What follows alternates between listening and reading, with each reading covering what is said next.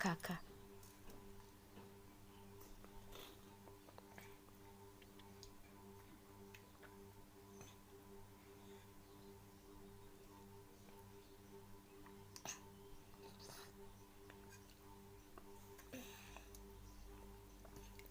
एवढा भात खा.